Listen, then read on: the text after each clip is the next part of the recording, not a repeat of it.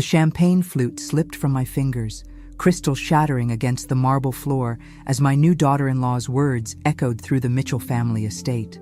"This is the family embarrassment we're stuck with," Samantha had announced to her wealthy parents with that practiced smile of hers, her manicured hand barely grazing my shoulder. The entire wedding reception seemed to pause, 200 guests turning to stare at the 55-year-old woman in the understated navy dress. That's when Robert Mitchell's face went white as his tuxedo shirt. If you're watching this, subscribe, and let me know where you're watching from. Let me backtrack to how we got here, because, honey, this story is about to get interesting. My name is Margaret Thompson, but most people call me Maggie.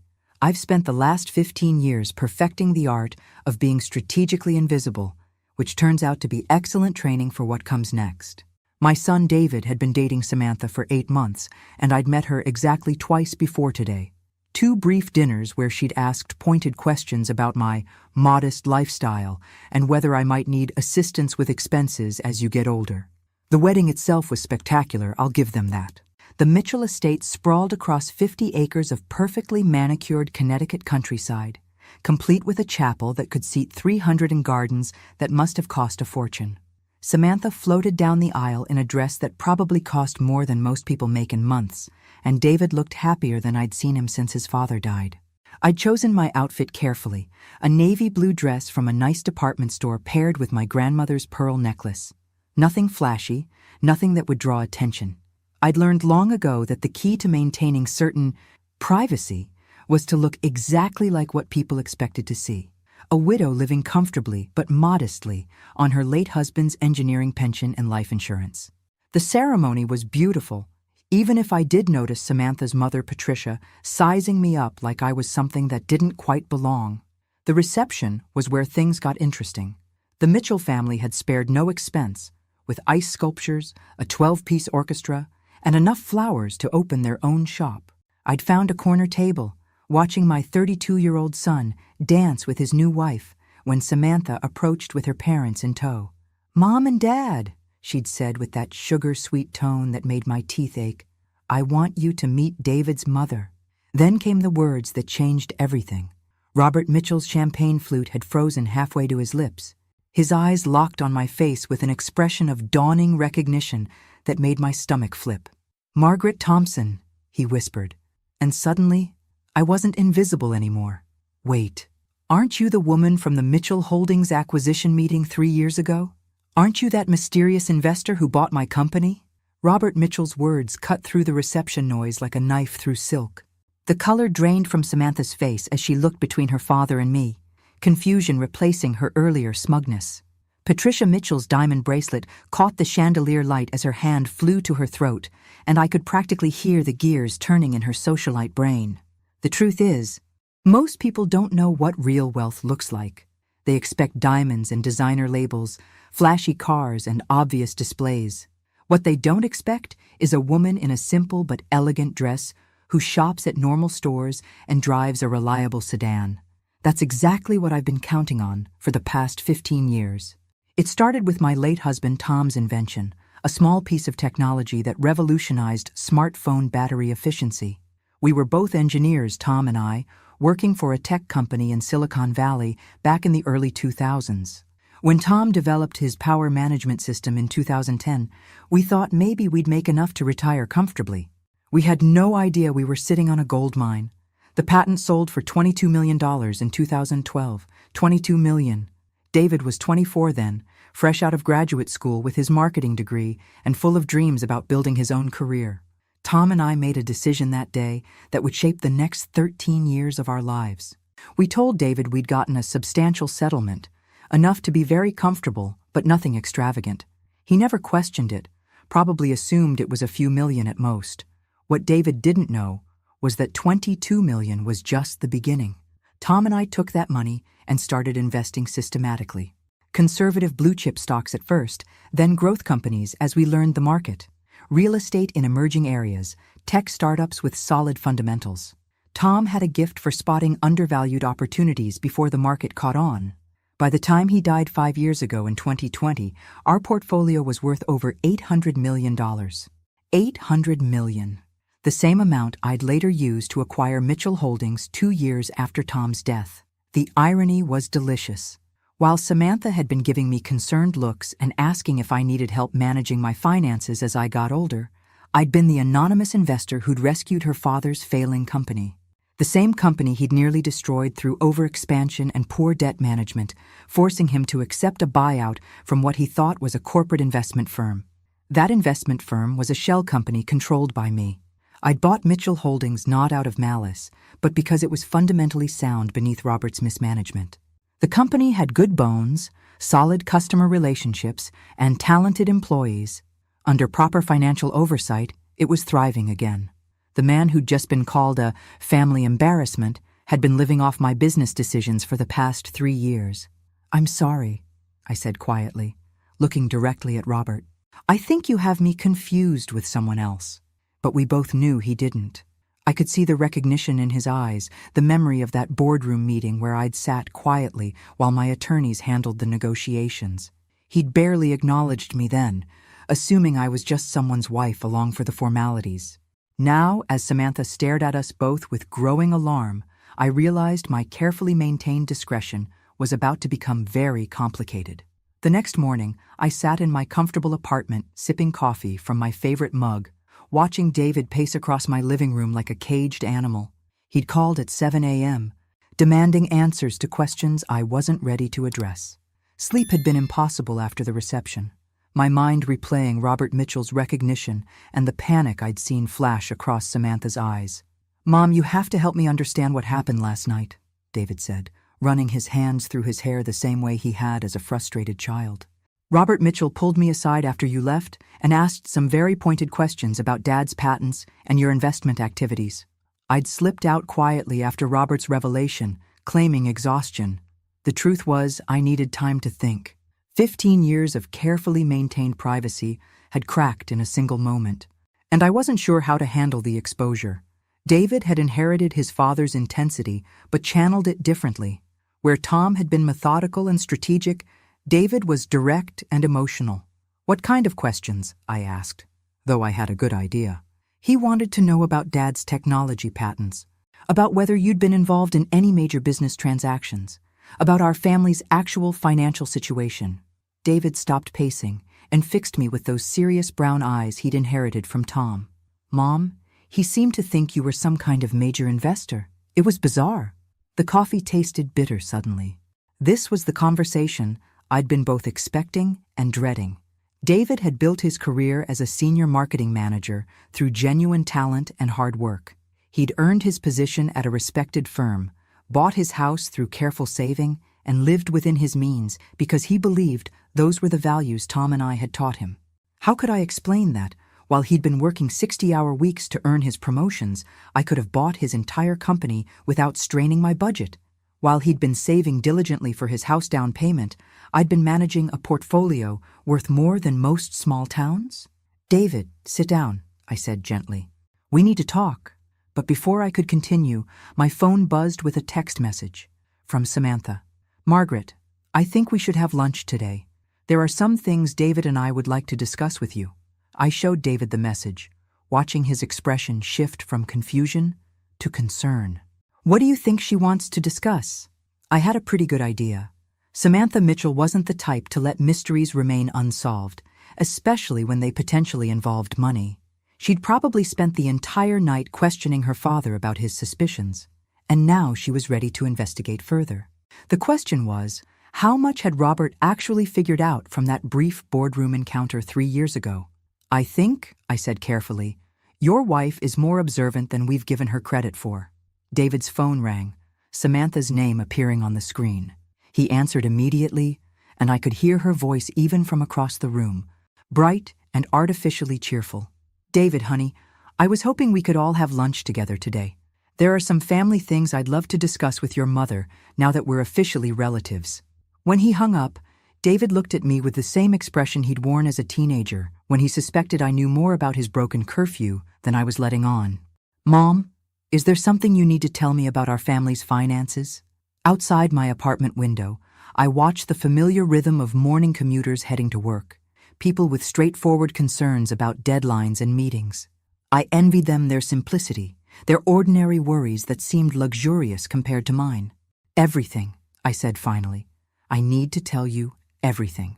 Samantha arrived at the restaurant 45 minutes early, already seated at a corner table when David and I walked in. She'd chosen the most expensive place in town, I noticed, and had taken the seat that gave her the best view of the entire room. Her perfectly styled blonde hair caught the afternoon sunlight, and she was wearing a designer suit I recognized from a magazine spread I'd seen recently. "Margaret, David, thank you so much for meeting me," she said, standing to embrace us both. Her smile was radiant, but I caught the calculating look in her green eyes as she assessed my simple black dress and modest jewelry. I ordered us a nice bottle of wine to celebrate being family. The wine was a Bordeaux that cost more than most people spent on groceries in a month. Clearly, Samantha was making a statement about her expectations for this conversation. "This is lovely, dear," I said, settling into my chair, though perhaps a bit extravagant for a casual family lunch. "Oh, I don't think anything about our family is casual anymore," she replied, her smile never wavering. "I spent some time last night talking with Daddy about his business experiences, and he shared some fascinating stories about corporate acquisitions and anonymous investors." David looked between us, clearly sensing undercurrents he didn't understand. "Samantha, what does this have to do with lunch?" She ignored him, focusing entirely on me. "You know, Margaret, I majored in business at Wharton. I find corporate finance absolutely fascinating, especially complex investment structures and shell companies. Daddy mentioned that when Mitchell Holdings was acquired, the buyer was remarkably discreet." I sipped my wine and waited. Let her make the first real move. "The interesting thing about discreet investors," she continued, "is that they often have very good reasons for maintaining their privacy, usually involving substantial wealth that they prefer to keep out of public attention." "That sounds reasonable," I said calmly. Samantha leaned forward slightly, her voice taking on the tone of someone sharing a delicious secret. "Daddy said the woman in the acquisition meeting was quiet, elegant, and seemed to defer to her attorneys, but he remembered thinking at the time that she had the bearing of someone accustomed to making significant decisions." David was staring at me now, pieces beginning to fall into place in his mind. "Mom?" Before I could respond, Samantha pulled out her phone and showed us a photograph. It was a news article from 3 years ago about the Mitchell Holdings acquisition, including a small photo from the signing ceremony. There, partially obscured by lawyers and corporate executives, was a woman in a navy blue dress whose face was barely visible. "The photo quality isn't great," Samantha said conversationally, "but the woman's posture, her height, even the way she holds her purse, it's remarkably similar to yours, Margaret." The silence stretched between us as David studied the photo, recognition dawning in his expression. I had to admire Samantha's thoroughness, even as I felt my carefully constructed privacy beginning to unravel. "That's quite a coincidence," I said finally. "Isn't it?" Samantha's smile had a sharp edge now. "Of course, coincidences happen all the time. Like how my family's financial difficulties began right around the time someone paid $800 million for Daddy's company. Or how that same mysterious investor seemed to vanish completely after the acquisition, almost like they preferred to remain anonymous." David set down his wine glass with shaking hands. "Mom, please tell me you're not who she thinks you are." I looked at my son, at the young man I'd raised to value honesty and integrity above all else, and realized that 15 years of well-intentioned deception had finally caught up with me. "David, there are some things about your father's patents and our investments that I never explained to you." Samantha's triumph was evident in every line of her perfectly composed face, but as I watched her savor what she clearly thought was her moment of victory, I found myself wondering if she had any idea what she'd just unleashed. 3 days later, I sat in my financial advisor's downtown office, watching James Harrison review the documents I'd requested. The lunch with David and Samantha had ended with my son storming out after I'd confirmed his worst suspicions, and his new wife making veiled suggestions about family financial planning and shared responsibilities. Now I needed to understand exactly what position I was in. "Margaret, I have to say, this is an unusual request," James said, adjusting his wire-rimmed glasses as he studied the Mitchell family financial profile spread across his mahogany desk. "Why the sudden interest in your daughter-in-law's family background?" I'd called James the morning after our disastrous lunch, asking for a comprehensive analysis of the Mitchell family's current financial situation. What I'd learned was more complex than I'd expected, because I didn't realize when I bought Mitchell Holdings that I was acquiring my future daughter-in-law's inheritance. James's eyebrows shot up. Your daughter-in-law? The one who just married David? When I nodded, he let out a low whistle. That's complicated. Tell me something I don't know. He pulled up several files on his computer, cross-referencing data I'd requested. All right, let's walk through this chronologically. In 2021, Mitchell Holdings was struggling with debt service on expansion loans they'd taken in 2019. Robert Mitchell had overextended the company, buying smaller competitors, and when the economy tightened, they couldn't service the debt load. I remembered that acquisition well. It had been one of my more strategic investments, buying a fundamentally sound company at a discount because of temporary financial stress. What was the family's expectation at that time? According to the financial records we've obtained, Samantha Mitchell had been positioning herself as the eventual successor to her father.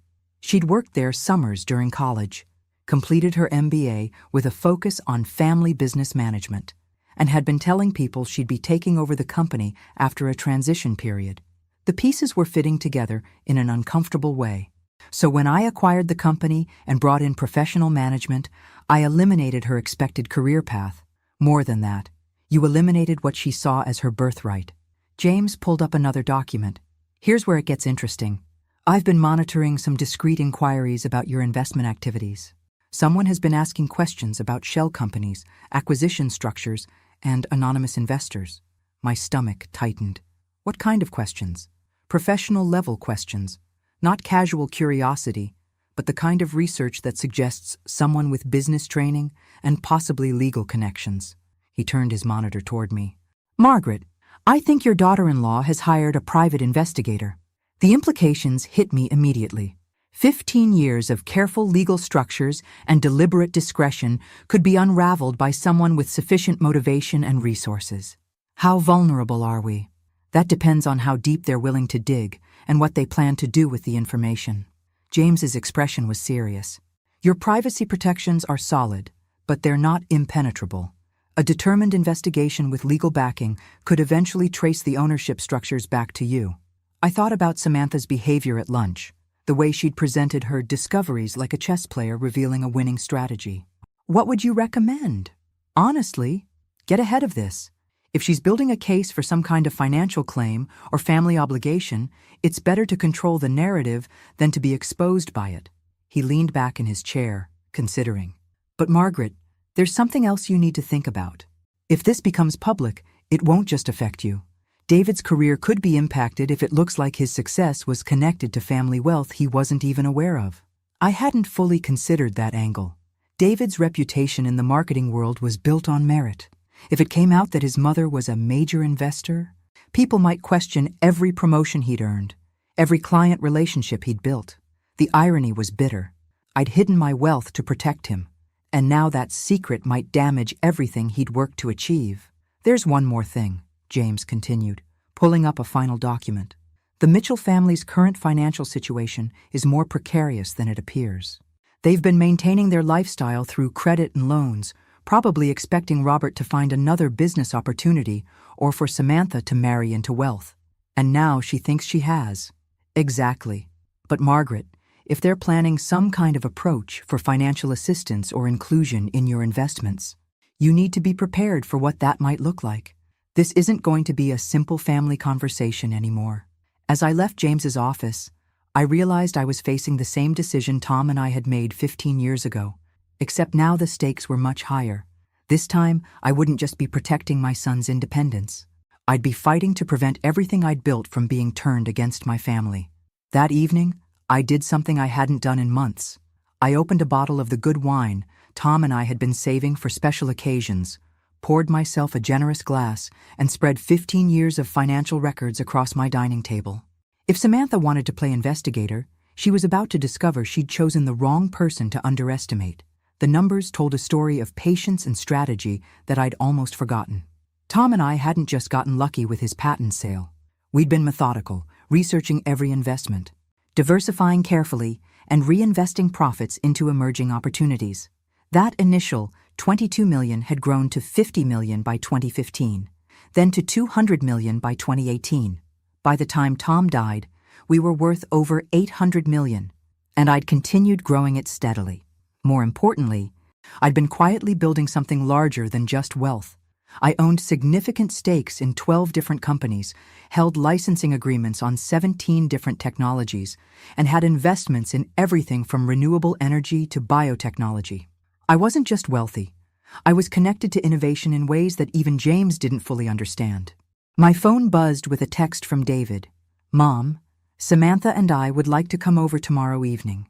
She has some ideas about how our family should handle this new information." I almost laughed.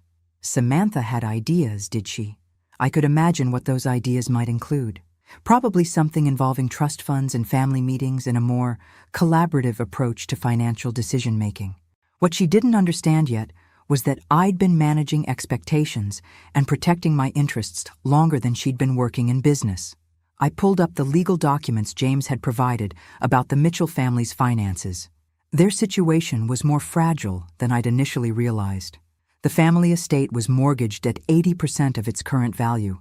Their investment accounts had been systematically depleted to maintain their lifestyle, and they had significant credit obligations tied to Robert's assumption that he'd eventually monetize his business relationships. Robert Mitchell thought he'd retired comfortably on the proceeds from selling his company, but the reality was more complex. Much of his retirement income came from consulting fees and board positions I'd arranged through Mitchell Holdings' new management. His comfortable lifestyle was more dependent on my continued ownership than he realized. But that was just the surface. I opened my laptop and began researching the specifics of Samantha's recent activities. If she'd hired a private investigator, there would be traces, financial records, communication patterns, changes in her daily routine that suggested she was building a case for something. What I found was fascinating and concerning. Samantha had indeed hired a private investigation firm specializing in corporate asset tracing. She'd also been in contact with an attorney who specialized in family wealth disputes. Most telling, she'd opened several new credit accounts in the past month, probably financing her investigation with the expectation that it would pay off substantially. She hadn't married my son for love. She'd married him as an investment strategy. The wine was making me philosophical, or maybe just honest with myself for the first time in years. I'd spent 15 years being the discreet widow, content to let people assume I was living comfortably but modestly while I quietly built something substantial. But Samantha's little performance at the wedding reception had changed something fundamental. I was tired of being underestimated. More than tired. I was done. Tomorrow, when David brought his wife to discuss her ideas for our family's financial future, I was going to give them both an education in exactly who they'd decided to investigate. Because Margaret Thompson, the careful investor, was about to become Margaret Thompson, the strategic opponent. And I had 15 years of experience in winning games that other people didn't even know they were playing. David arrived at my apartment the next evening with Samantha, both carrying themselves like diplomats approaching a delicate negotiation. I'd prepared for their visit carefully, setting out a simple cheese and fruit plate and opening a moderately priced bottle of wine. Nothing that would suggest the resources I actually had available. "Mom, thank you for agreeing to sit down with us," David began, his voice carrying the careful tone of someone walking through a minefield. "I know the last few days have been complicated." Samantha had dressed for the occasion in a conservative business suit, her MBA training evident in the portfolio she carried and the way she'd arranged herself in my chair. "Margaret, I want to start by saying that everything we discuss tonight stays within the family. We're all on the same side here." I almost smiled at her presumption. "Of course, dear. What did you want to discuss?" She opened her portfolio, revealing several documents she'd obviously prepared with care. "Well, I've been thinking about our conversation at lunch, and I realize we may have gotten off on the wrong foot. What I'd like to propose is a more collaborative approach to family financial planning." "Collaborative how?" David shifted uncomfortably beside her, clearly uncertain about the direction this was heading. "Samantha has some ideas about how we might structure things to benefit everyone involved. The thing is, Margaret," Samantha continued, her voice taking on the confident tone of someone presenting a business proposal, Family wealth works best when it's managed strategically across generations. David and I have been discussing how we might create a structure that protects your privacy while providing more transparency for family planning. There it was, the real purpose of this meeting. I sipped my wine and waited for her to continue. We were thinking about establishing a family foundation, something that would allow us to make charitable contributions while also providing some tax advantages and investment coordination. She pulled out what looked like a preliminary legal document. I've had some initial conversations with an attorney who specializes in family wealth management. The audacity was breathtaking. She'd discovered I had money and immediately begun planning how to access it, complete with legal consultation and formal proposals. That sounds very thorough. The foundation would be controlled by a board of family trustees, she continued enthusiastically. You, me, David, eventually any children we might have. It would give us all input into major financial decisions while maintaining appropriate oversight. David was staring at the documents she'd produced, looking overwhelmed. Samantha, maybe we should slow down here. This is a lot to process. Actually, David, I think your wife has put considerable thought into this proposal, I said calmly. Tell me, Samantha, what kind of initial funding were you envisioning for this foundation? Her eyes lit up at what she interpreted as interest. Well, that would depend on the scope of the charitable activities we wanted to pursue. I was thinking maybe we'd start with something substantial enough to make a real impact. Perhaps 50 or 60 million to establish credibility in the philanthropic community. 50 or 60 million, as a starting point, from a woman who'd called me a family embarrassment less than a week ago. And the board structure you mentioned, I continued conversationally. How would voting rights be allocated? I think equal representation makes the most sense, she replied confidently. 3 trustees, 3 votes, very democratic. I set down my wine glass and looked directly at her. Samantha, can I ask you something honestly? Of course. Do you love my son? The question clearly caught her off guard. She glanced at David, then back at me. What kind of question is that? A simple one. Do you love David for who he is, or do you love what you think being married to him might provide you? The silence in the room was electric. David was looking between us with growing alarm, and Samantha's composed facade was beginning to crack. I think that's an unfair characterization of our relationship, she said finally. Is it? I stood up and walked to my bookshelf, pulling out a folder I'd prepared. Because I have some information that might help clarify things. I returned to my seat and opened the folder, revealing the investigation report James had prepared on Samantha's recent activities. Her face went pale as she recognized some of the documents. This is a record of your communications with Ashford Private Investigations over the past 2 weeks, I said calmly. Apparently, you hired them to research corporate ownership structures and trace anonymous investors. Quite expensive from what I can see. David stared at his wife with growing disbelief. Samantha, you hired private investigators? It's not what it sounds like, she said quickly. I was just trying to understand our family's financial situation better. You were building a case, I corrected. These records show you also consulted with Harrison, Webb and Associates, a law firm specializing in family wealth disputes and trust challenges. I pulled out another document. This is interesting. You opened 3 new credit accounts in the past month, borrowing against your expected family financial improvements. That's quite an assumption to make. Samantha was scrambling now, her careful composure completely gone. Margaret, you have to understand. I was just trying to protect our family's interests. If there are substantial assets involved, we need to plan appropriately. Whose interests, exactly? I asked. Because according to this financial profile James prepared, your family's situation is considerably more precarious than you've been letting on. I spread several more documents across the coffee table. Your parents' estate is mortgaged at nearly 80% of value. Their investment accounts have been depleted to maintain their lifestyle since your father lost Mitchell Holdings. Most of their current income actually comes from consulting arrangements I've maintained through the company's new management. David was reading over the documents, his face cycling through confusion, anger, and something that looked like heartbreak. Mom, how do you know all this?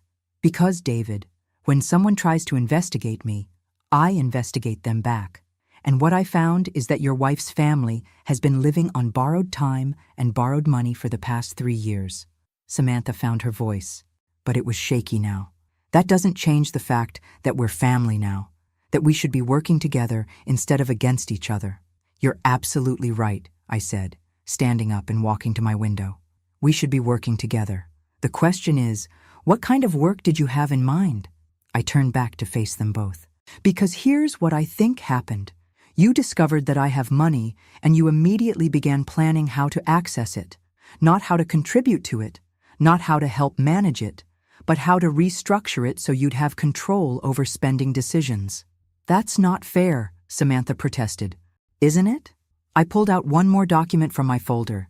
This is a recording of a phone conversation you had with your college roommate 3 weeks before you met David.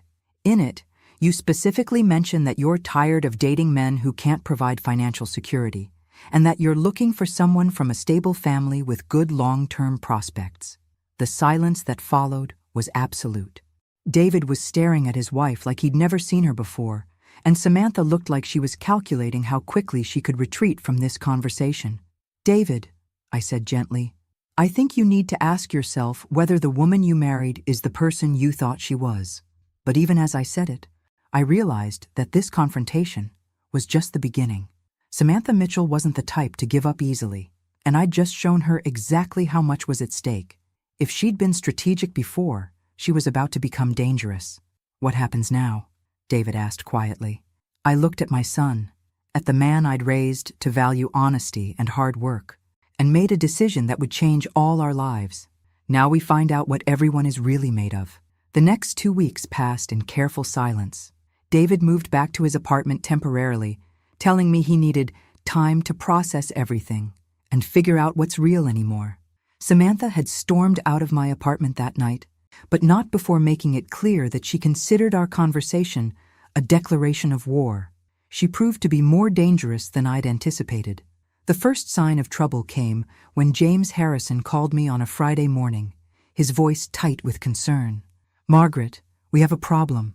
Someone has been making inquiries with the SEC about your investment structures. Professional inquiries, suggesting they're building a case for some kind of regulatory violation. I felt my stomach drop. What kind of violations? Failure to properly disclose beneficial ownership in publicly traded companies, potential insider trading around some of your acquisitions, questions about whether your shell companies properly reported their activities. He paused. Margaret, this isn't casual curiosity anymore. Someone is trying to build a legal case against you. I knew exactly who that someone was. How serious is this? It depends on what they find and what they intend to do with it. Your structures are legal, but complex financial arrangements can sometimes look suspicious to regulators who don't understand the full context. If they file a formal complaint, you could be looking at months or years of investigation, even if you're ultimately cleared. The implications were staggering. Not just the legal costs and time, but the publicity that would destroy the privacy I'd maintained for 15 years. What would you recommend? Honestly, end this before it gets worse. Whatever family dispute triggered this investigation needs to be resolved quickly, because regulatory scrutiny has a way of expanding beyond the original complaint. I hung up and sat in my apartment, thinking through my options. Samantha had escalated from private investigation to potential legal warfare, probably hoping to force me into a settlement rather than risk public exposure. It was actually a clever strategy, if morally questionable. My phone rang. David's name appeared on the screen. Mom, we need to talk. Something's happened. He arrived an hour later, looking haggard and older than his 32 years. Samantha's filed for separation, he said without preamble. Her lawyer says she's concerned about potential financial liabilities from undisclosed family assets. I almost admired her thoroughness.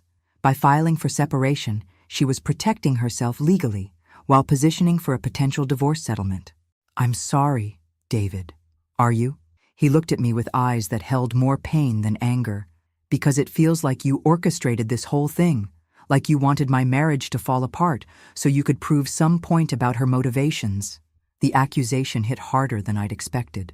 David, I never wanted your marriage to fail. I wanted you to understand who you'd married before it was too late to make an informed choice. By destroying her family's financial security, by investigating her like she was a criminal, he shook his head. Mom, I don't even know who you are anymore. That hurt, but I pushed through it. I'm the same person who raised you to value honesty and integrity. The same person who wanted you to succeed on your own merits rather than family money. And look how that turned out, he said bitterly. My wife is leaving me. Her family's financial situation is collapsing, and now I find out my mother is some kind of corporate mogul who's been lying to me for 15 years. I wanted to reach for him, to comfort him the way I had when he was a child with a scraped knee or a broken toy. But the distance between us felt unbridgeable. David, there's something else you need to know. Samantha has filed complaints with federal regulators about my investment activities. She's trying to force me into a public legal battle. He stared at me. What does that mean? It means this isn't over. It's just beginning. And I need you to decide whether you're going to stand with me or let her destroy everything I've built to protect our family. The silence stretched between us. Finally, David looked up at me with something that might have been the beginning of understanding. What do you need me to do? The meeting took place in James Harrison's conference room the following Monday. Present were myself, David, Samantha, her attorney Marcus Webb, and her parents Robert and Patricia Mitchell.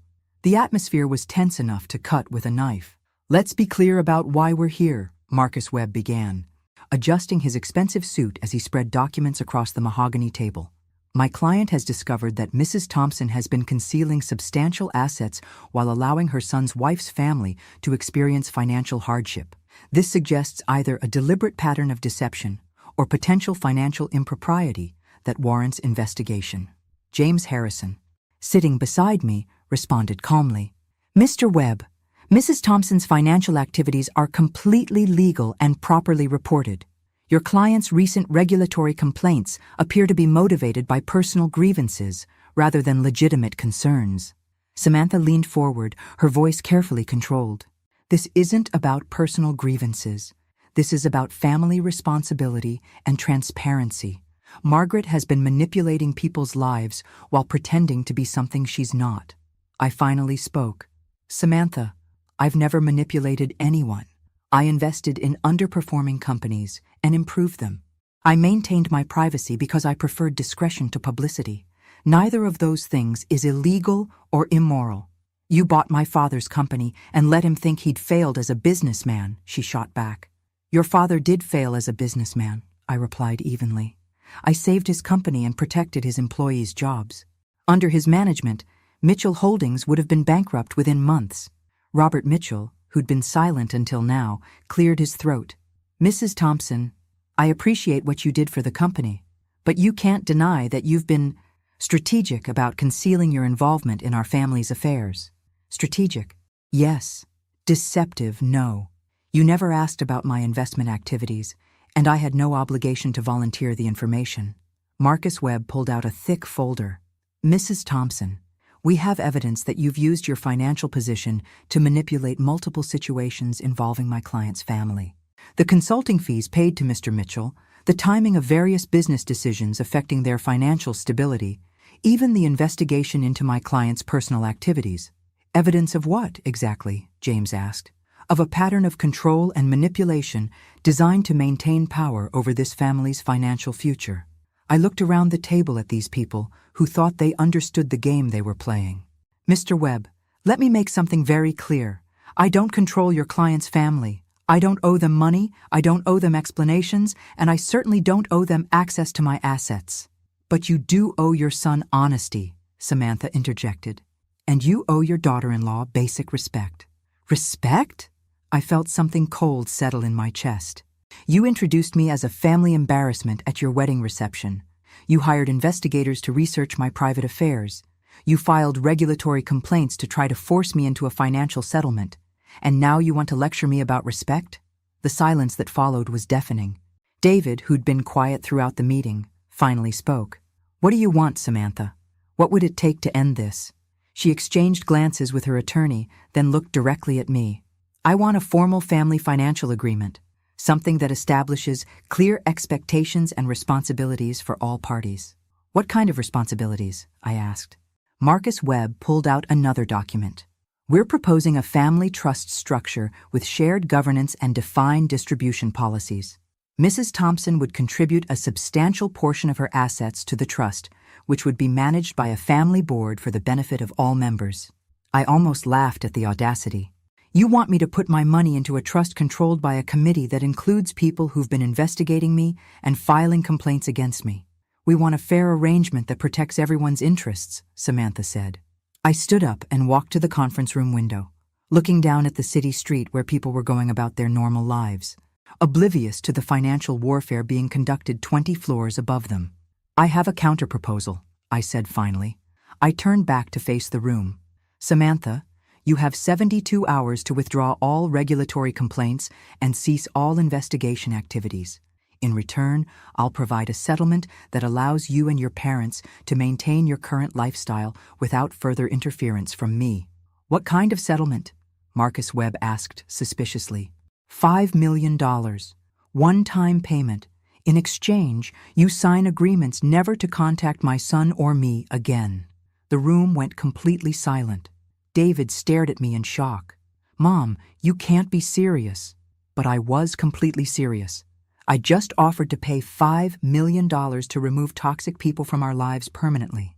And judging by the expressions around the table, everyone was beginning to understand exactly how serious I was about protecting what mattered to me. $5 million, Samantha repeated slowly, as if testing how the words sounded. To never contact David again. That's correct. Marcus Webb was already calculating. I could see it in his eyes. $5 million was more than his client could hope to win in any legal proceeding, and it came without years of litigation risk. Mrs. Thompson, that's a generous offer, but it seems designed to break up a marriage rather than resolve a family dispute. Mr. Webb, the marriage was already broken. I'm simply offering to pay for a clean ending rather than a messy one. David stood up abruptly. Mom, stop. Both of you, just stop. He looked around the room with an expression of complete disgust. This is insane. We're sitting here negotiating the price of my marriage like it's a business transaction. Isn't that exactly what it's been? I asked gently. He turned to Samantha, his voice carrying a pain that made my heart ache. Samantha, I need you to answer something honestly. Did you marry me because you loved me, or because you thought I came from money? The silence stretched for nearly a full minute. David, that's not a fair question, she said finally. It's the only question that matters. I watched my son's face as he waited for an answer that never came. In that silence, 15 years of careful parenting choices, financial discretion, and protective secrecy crystallized into a single moment of clarity. $5 million, I repeated, looking directly at Samantha. Plus, I arrange for your parents to keep their house and your father to retain his consulting position at Mitchell Holdings. You sign the papers and walk away from my family. And if I refuse? I smiled, and for the first time in this entire ordeal, it was completely genuine. Then you get nothing. Your parents lose their house, your father loses his income, and you spend the next several years in legal proceedings that will cost you far more than you could ever hope to win. Marcus Webb was whispering urgently in Samantha's ear, probably explaining the mathematical reality of the situation. $5 million in hand versus years of expensive litigation with an uncertain outcome. I need time to consider this, Samantha said. You have until noon tomorrow. After that, the offer expires, and you deal with the consequences of the complaints you've filed. As the meeting broke up, David lingered behind while the others filed out. Mom, did you really just buy my freedom from my wife? No, sweetheart. I just gave you the information you needed to make your own choice. He was quiet for a long moment. What if she takes the money? Then you'll know exactly who she was, and you can move forward with your life. And if she doesn't? Then you'll still know who she was. And I'll make sure she regrets trying to manipulate our family. David looked at me with something that might have been admiration mixed with fear. When did you become so ruthless? I thought about the question seriously. I think I always was, David. I just never had a reason to show it before. The next morning at 11:47 a.m., Marcus Webb called James Harrison to accept the settlement offer. By 5 p.m., the papers were signed and the money transferred. Samantha took the $5 million and disappeared from our lives as completely as if she'd never existed. David filed for divorce the following week, citing irreconcilable differences. 6 months later, he called me on a Sunday evening. Mom, I met someone. Her name is Sarah, she's a teacher, and she has no idea you're wealthy. How do you know? Because when I told her my mother lived in a nice apartment and drove a reliable car, she said that sounded like the kind of woman who had her priorities straight. I smiled, feeling something relax in my chest that had been tense for years. She sounds perfect. When do I get to meet her? Next Sunday. But Mom, when we have dinner, can you just be the woman who raised me to work hard and treat people with respect? Can you leave the corporate mogul at home? I laughed, realizing that after 15 years of hiding who I was, I'd finally learned the difference between being invisible and being private. Of course, sweetheart, but if she turns out to be investigating our family finances, all bets are off. Deal, he said, and I could hear him smiling through the phone. For the first time in months, the future looked exactly as bright as I'd always planned it would be. Thanks for listening. Don't forget to subscribe and feel free to share your story in the comments. Your voice matters.